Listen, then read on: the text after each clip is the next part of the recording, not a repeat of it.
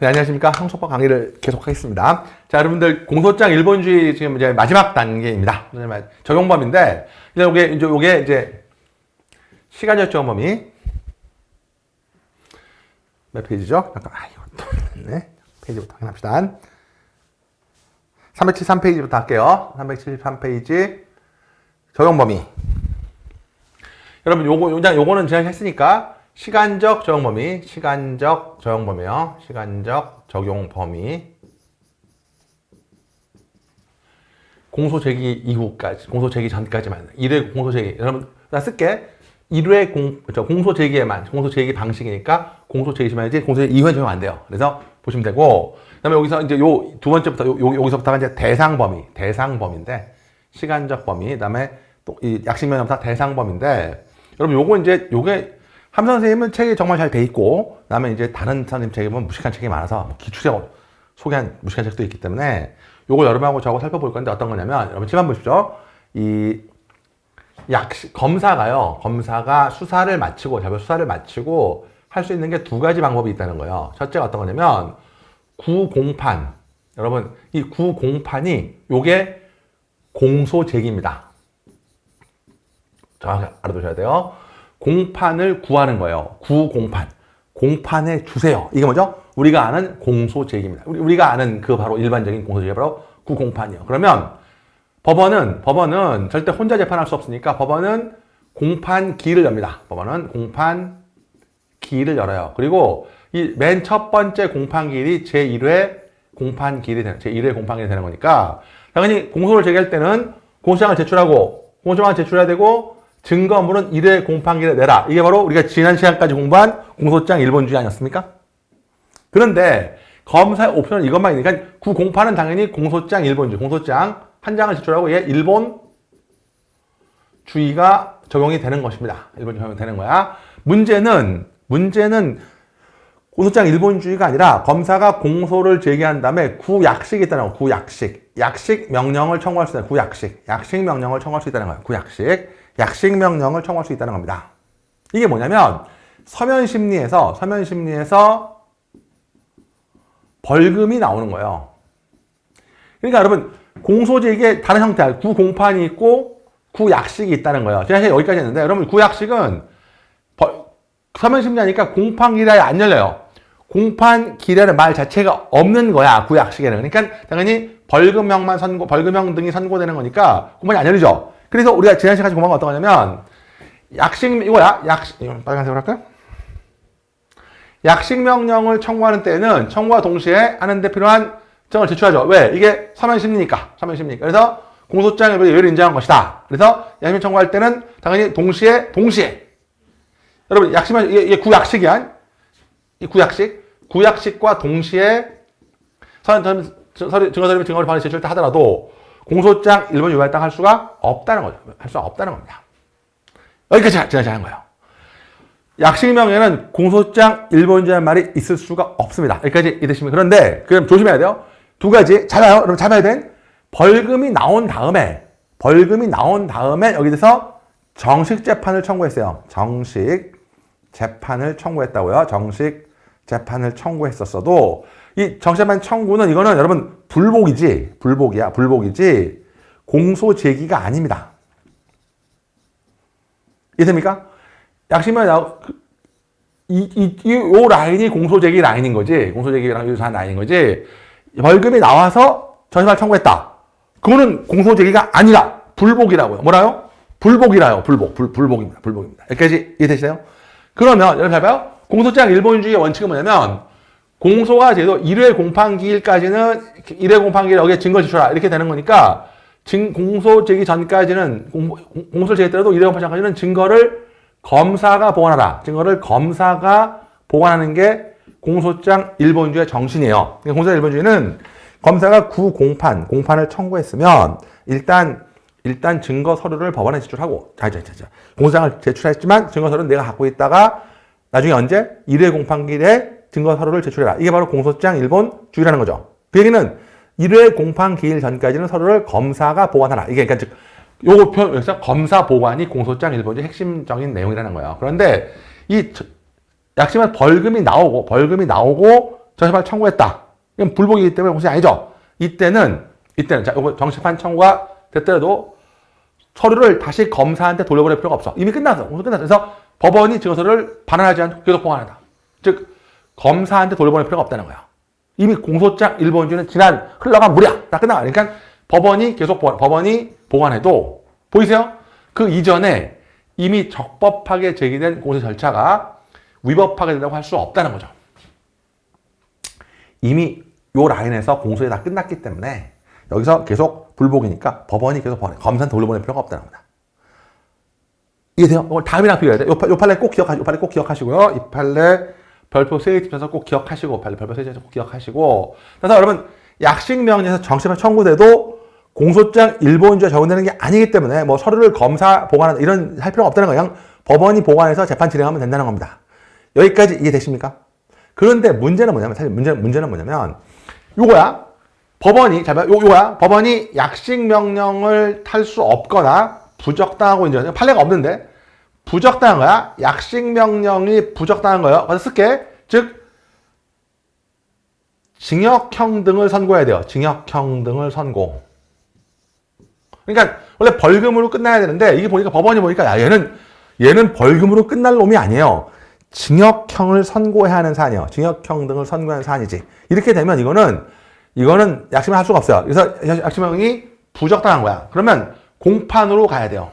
이거는 일단 벌금형이 나온 다음에 불복한 게 아니라 구약식, 너무 복잡하게 좀 해봐. 구약식 했는데 이게 부적당하면 그냥 바로 구공판으로 가는 거예요. 상황 이해돼요? 벌금이 나와서 불복한 게 아니라 법원이 보기에, 야, 이건 그 약식으로 끝날 문제가 아니니까 공판해야 되겠네 라고 판단하는 거죠. 그래서 이게 부정된 인정에서 공판 절차 심판을 화살표로 그려보면 이건 여기서 일로 갔다 이렇게 되는 게 아니라 여기서 바로 위로 가는 거죠. 그 공판으로 바로 가는 거예요. 그래서 여러분 요거 있잖아. 요거를 두 줄로 지워서 오해를 불러일으킬 필요가 있으니까 요걸 두 줄로 지워버리고, 아니 틀린 건 아닌데 요거는 일로 가는 게 법원이 판단하는 게 아니라 피고인이나 검사가, 특히 피고인이 청구한 거라고. 검사는 피고인이 이건 약식하지 말고 공판해 주세요라고 청구할 수 있다는 겁니다. 그러니까 오해를 불러일으킬 수 있으니까 지우든가 아니면 이 정치범가 피고인이 청구한 거야. 됐네. 아무튼 이때는 올려 보냈죠. 그러면 공소장 일본 적용돼. 아직 이 단계에 머무르는 거니까. 그럼 어떻게 해야 돼요? 여러분 여기다 쓸게. 공소장 일본주의가 적용된다는 말은 뭐냐면 꼭 쓰세요. 서류를, 왜냐면 지금 검사가 구약식 하려고 서류를 다 제출했잖아. 근데 이게 안 되고 일로 가야 되잖아. 서류를 검사에게 반환. 느낌 오세요? 서류를 누구한테? 반환하고 검사가 제1회 공판 기일에 다시 제출. 공소장 일본적 꼴을 갖춰야 돼요. 이게 위로 올라갔을 때는 다시 공소장 이거 적용되니까 서류를 누가 보관하고 있어야 돼요? 검사가 보관하고 있어야 돼요. 언제까지? 제1회 공판 기일까지 보관하다가 1회 공판 기일을 다시 제출해야 돼요. 여기다 꼭 써야 돼. 적용된다 앞에다가 서류를 검사에게 반환하고 그다음에 검사가 반환받은 서류를 1회 공판 기일 이후에 법원에 다시 제출한다 라는 겁니다. 요건 판례가 없는 거예요. 근데 여러분들이 많이 보는 책, 제일 많이 보는 책, 많이 듣는데 그분은 이걸 구별을 못하는 거야. 이걸 구별을 못해. 못하니까 그냥 뭐라고 하냐면 사실 이게 기출 문제인데 이걸 설명하면서 잘 들으세요. 여러분 약식명령에서 정식 재판이 청구된 경우, 정식 재판 청구가 제기됐다. 약식명 청구가 제기됐다. 이때는 공소장 일본이 적용된다. 그럼 이게 틀린 지문이어야 되죠. 위에 거는 절대 안 되는 거야. 부적당해서 정식판으로 이행됐을 때, 이럴 때만 공소장 일본주의가 되는 거예요. 아예 오해를 불러서 지워버리시고. 그래서 이런 경우라만 된다는 거예요. 두 개 구별 못하니까 막 된다, 안 된다, 막 써놓은 거. 기출문제다라는 거예요. 기출문제는 이거고, 이걸 설명하면 안 된다는 거예요. 제 설명대로 하시면 됩니다. 삼선 선생님이 잘 써놓으셨으니까 요대로 잘 보시면 되겠습니다. 이해되세요? 누군지 여러분이 한번 찾아보시고요. 직결심판은 여러분 시험범위긴 한데, 직결심판은 들어본 적 있죠? 이거 아예 페이지를 바꿔서 다시, 이게 이해되죠? 바꿔서 새로운 마음을 써볼까?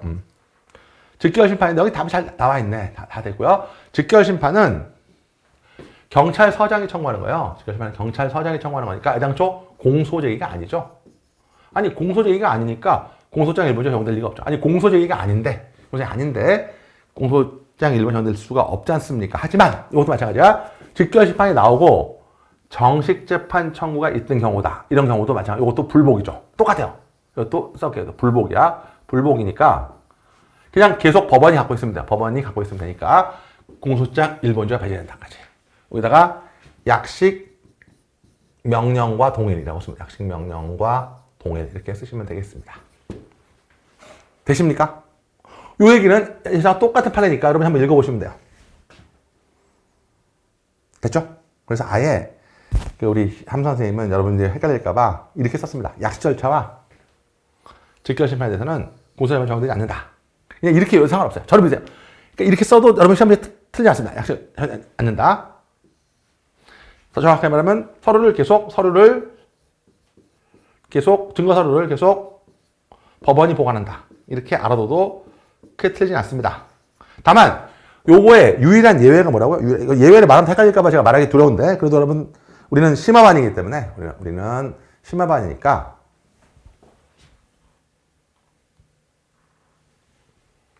요거 약식 명령 청구가 부적당해서 공판 절차에 갈 때 요거 아예 그렇게 할게요. 요거는 예외다. 예외가 한번 쪼개져 있다까지 기억해 주시면 되겠습니다. 여기까지가 사실은 공소장 1번주의였습니다. 이해되시죠? 됐죠? 그 다음에 자, 이렇게 해서 우리가 이제 공소의 방식을 다 공부했어요. 자, 공소장 제조가 특정해야 되고요. 자, 중요한 쟁점도가 특정해야 되고, 쓸데없는 것, 예단을 줄 거 첨부하지 마라. 이게 뭐죠? 공소장 1번주의였습니다. 자, 이제 우리가 지난 시간까지 공소제기의 방식을 공부했기 때문에 여러분 잘 봐요. 이 앞에까지 온 게 공소제기의 방식을 공부했잖아요. 이제는 효과입니다. 공소제기 효과. 공소제기 방식, 공소제기 효과를, 방식을 다 공부했으니까 이제 효과를 공부하죠. 효과를 공부하는데 여러분 이건 당연히 알고 있죠. 자, 수사를 마치고 공소가 제기되면요. 방식 공부했으니까 당연히 공판이 열리는 거죠. 그래서 여러분 법원의 공판 절차 개시, 법원의 공판 절차 개시고 이 공판 절차 개시는요. 이것만 압니다. 공판 절차 개시는 당연히 요거를 법령으로 소송 계속. 1번 말인데 소송 계속은 계류입니다. 계류. 우리말은 계류인데 쪽발이들은 계속이라는 말 쓰니까 소송에 이제 수사가 아니라 소송에 머무는 거예요. 그래서 우리가 소송 계속이야. 법원의 공판 절차의 개시를 소송 계속이라고 부릅니다. 여기까지 이해되십니까? 그리고 이 판례 볼 것 같습니다. 이 판례는 안 나올 거고 경찰하고 관계없어요. 안 나왔습니다. 볼 필요 없고 올라가시면 됐죠? 소송 계속. 그러니까 법원의 공판 절차의 개시가 소송 계속이다. 그러니까 가장 대표적인 게 소송 계속이죠. 여러분 이거 밑줄만 치면 될 건데 당연히 여러분들 소송 계속이 뭐라고요? 이제 수소법원 공소를 받은 법원의 심판 대상 이게 바로 소송 계속이죠. 상태 소송 계속입니다. 이제는 소송 계속은 공판 시작됐으니까 법원의 지배입니다. 여러분 이제는 검사의 지배가 아닙니다. 법원의 시간이에요. 수사까지는 검사의 시간이야. 그러나 이제 공소가 돼서 공판하려면 법원의 시간이 시작된 거죠. 그래서 여러분 요거는 오래 나왔는데 따라서 강제 처분도 수법원으로 이전되는 거죠. 검사는 표현을 고소할 수 없어요. 여기다가 뭐라 쓰면 우리가 써볼게요. 공소 제기 후에 수사 라고 쓰죠. 공소 제기 후에 수사 지어지네. 다시 해볼게요. 공소 제기 후의 수사 2023년 경찰 기출이에요. 근데 이건 제가 다루는 부분이 아니니까 함선님 강의 꼭 봐야 돼요. 꼭 나옵니다. 공소유사. 이거 별표 잘 알아두시고요. 그 다음에 2번 볼 필요 없고 3번 어떻습니까? 여러분 이번 지워버려. 상관없어요. 이번 공소제기가 무효입니다. 공소제기가 무효야. 무효라는 것은 위법 무효죠. 위법 무효더라도 일단 법원이 판단하는 거예요. 소송 계속은 발생하고 그럼 어때요? 법원이 위법하게 들어왔지. 그렇더라도 공소 기각 판결을 해야 돼요. 그러니까 부적법하다고 공판이 열려서 야 이따위 공소가 어딨어? 공소를 기각할 테라고 공소 기각 판결을 선고하게 됩니다. 되십니까? 이 정도까지 하시면 되겠어요. 이게 소송 계속입니다. 되시죠? 오케이. 요거 보시면 되고요. 요거만 보시면 돼요. 이거 볼 필요 볼 필요 없습니다. 볼 필요 없으시고요. 넘어가시면 이해되시죠? 소리 효과입니다. 효과, 요건 중요해요. 적극 효과. 그러면 요거는 중요합니다. 공소를 제기하면 적 효과가 어떻게 되냐면, 공소하면, 자, 해봐요. 요게 뭐 별거 아니야? 적극적 효과에다가 하면 쉬워요. 적극적 효과는 다른 말로 하면 이게 법적 효과야. 법적 효과. 법적으로 어떤 효과가, 법적 효과인데, 어떤 효과가 발생하냐면, 법원이 사건을 심판할 권리 의무를 갖게 돼요. 이게, 바꾸면 소송계속입니다. 소송계속.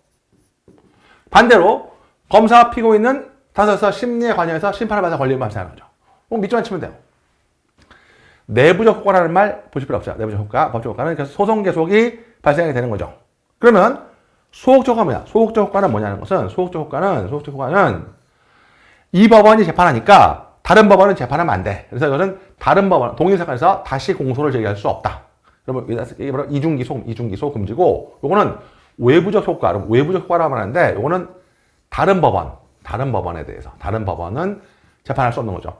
내부적 효과는 수소법원은 재판해야 되고, 다른 법원은 재판할 수 없는 거죠.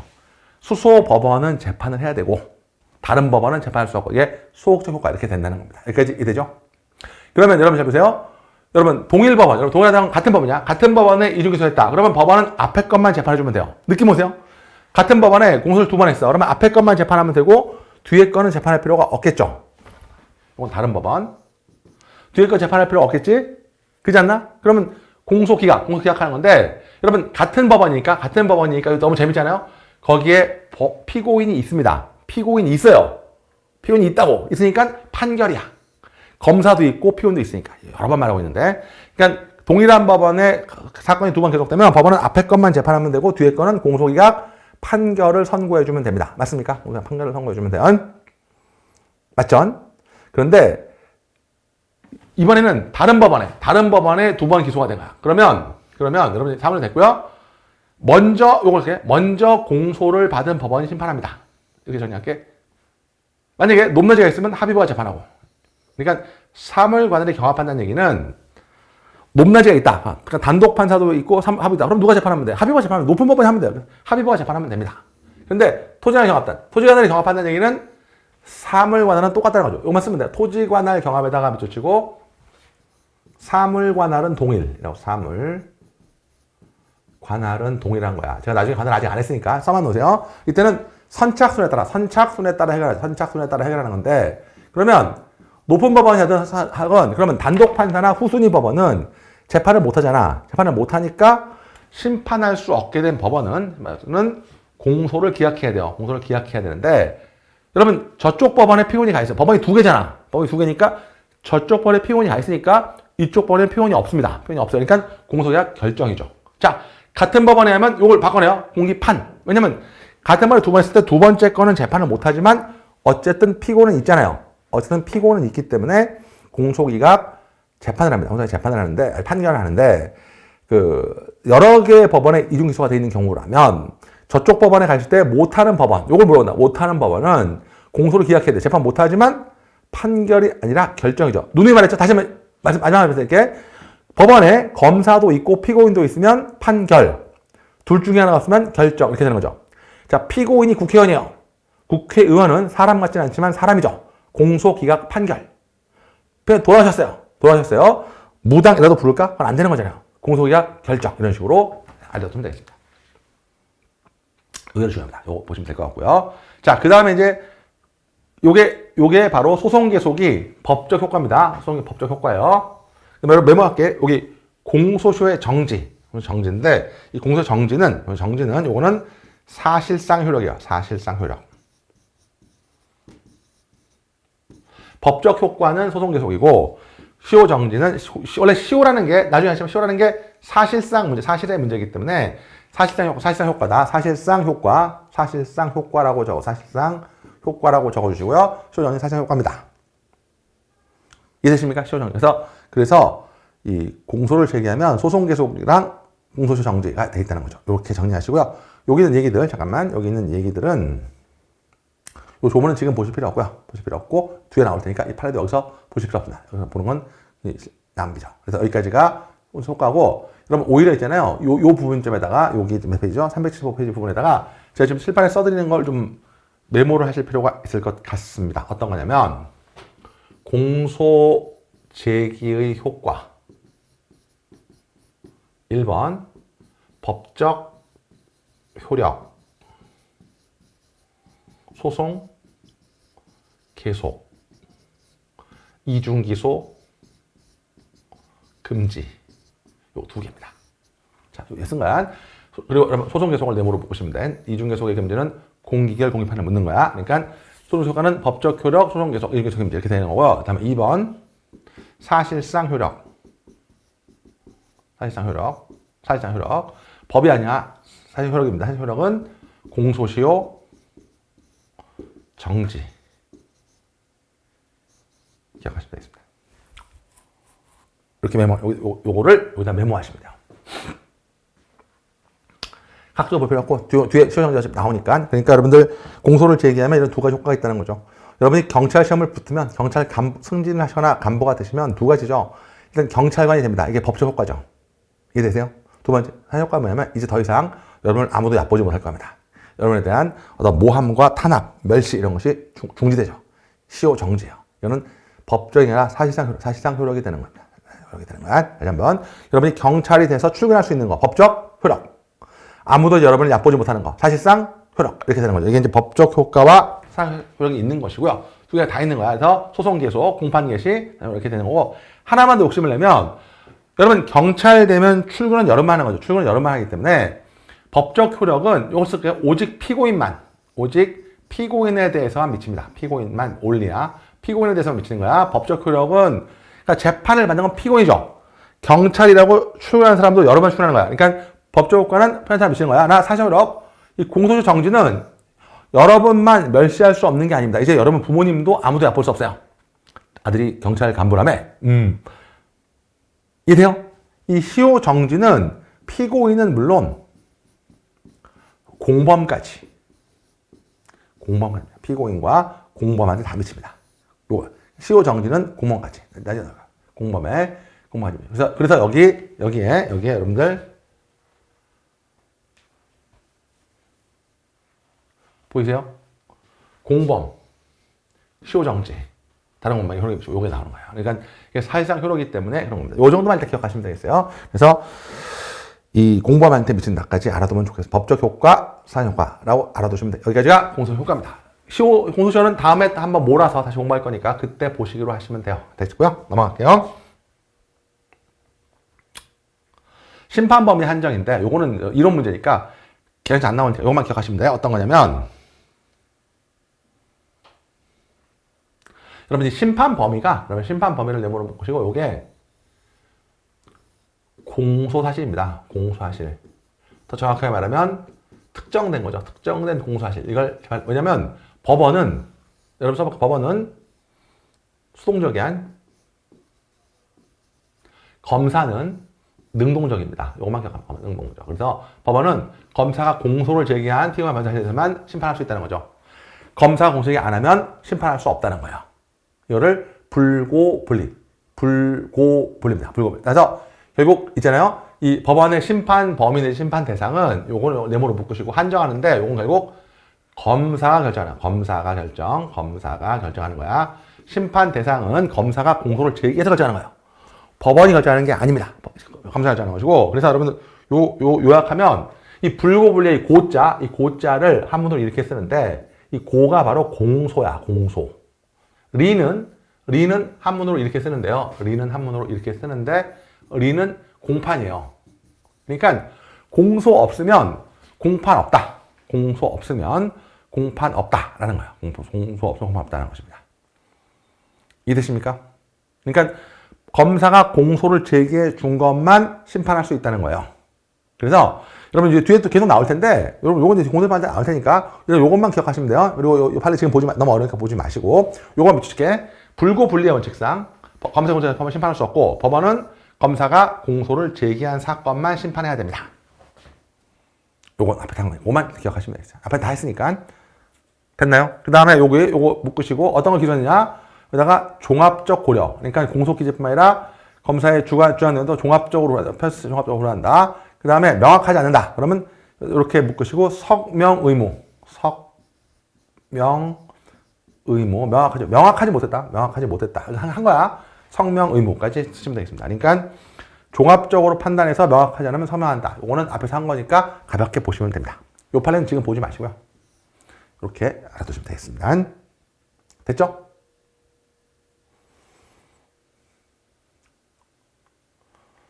그렇지만 여러분 공소하실만 그런 거지. 여러분 보이세요? 네, 됐고. 그 다음에 여러분 보기 체크할게. 됐고요. 그 다음에 나머지 이 판례 안 봐도 되고요. 안 봐도 되고 넘어갈게. 다음 판례도 볼 필요 없습니다. 볼 필요 없고. 이건 밑전체 법원은 검사가 잠깐만요.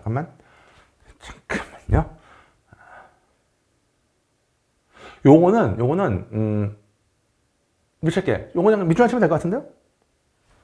검사가 형이 보다 가벼운 일반 법을 있어요. 그러면 여러분 법원은 일반만 재판해야 돼요. 적용 청구인 이상 법원은 형이 더 무거운 특별병원에서 처단할 수 없다. 이게 바로 불리야. 이게 원칙이야. 이거 원칙이고 그 다음이 심합니다. 그 다음에 심한데 여러분 잘 봐. 그러니까 검사가 공소제기 안 한 건 재판할 수 없어요. 근데 제기했는데 잘 봐요. 요건 조심해야 요거 쓰게 검사가 공소를 제기는 했어요. 공소한 제기 공소 사실에 대해서 꼭 기억해야 돼. 법령 적용만 잘못된 거야. 법령 적용만 잘못된 거야. 그 얘기는 뭐냐면 사실을 검사가 기소했는데 법을 잘못 적용했어요. 근데 이 법령 적용은 요거 이미 제가 오늘 지난 시간 수업에서 말씀드렸는데 요거는 법원의 법원이 전권이기 때문에 요 적용법조 여기를 직권으로 법조를 정할 수 있다는 거예요. 그렇다고 해서 불고불리 위반이 아니라는 겁니다. 불고불리 위반할 수 없다는 거예요. 그러니까 검사가 공소제기하지 않은 사실을 법원이 판단할 수는 없어요. 이해되십니까? 그러나 검사가 공소제기 사실을 제기했는데 법조항만 잘못된 거야. 법조항만 잘못된 거야. 법조항만 잘못됐을 때는 그걸 가지고 검사가 기소 안 했더라도 적용 법조는 바로 잡을 수 있다는 겁니다. 여기까지 이해되세요? 이게 어떤 얘기냐면 이런 거야. 검사가 4억 수뢰로 기소했어요. 근데 그냥 듣기만 하세요. 기소했는데 법원이 얘가 무슨 4억이야? 5억이야. 5억이니까 특경가법이야. 특가법이야. 형법 4억 정도면 수뢰죄니까 근데 4억 정도에서 수뢰죄로 기소했는데 5억이 넘어가니까 특가법이야. 이거 안 된다는 거예요. 검사가 4억으로 기소했다면 4억하고 처리해 준다는 겁니다. 여기까지 이해되세요? 이해되십니까? 그런데 검사가 그래도 5억 특가법 정할 수 없어요. 근데 검사가 5억이라고 잘 기소하면서 5억이라고 했는데 그러면 특가법을 하는데 여기다가 일반 형법을 정한 거야. 야, 뭔 개소리야. 5억이라면 특별법이야. 이거는 일반법을 지우고 법원이 특가법을 정할 수가 있다는 거예요. 느낌 오세요? 이 판례 꼭 기억해야 돼. 그러니까 검사가 공소제기하는 사실을 인정할 수는 없어요. 시간이 지났네. 여러분, 요 판례부터 잠깐 다음 시간에 한번 복습 겸해서 보시겠습니다. 되시겠습니까? 일단 여기서 잠깐 끊어가겠습니다. 고생하셨습니다.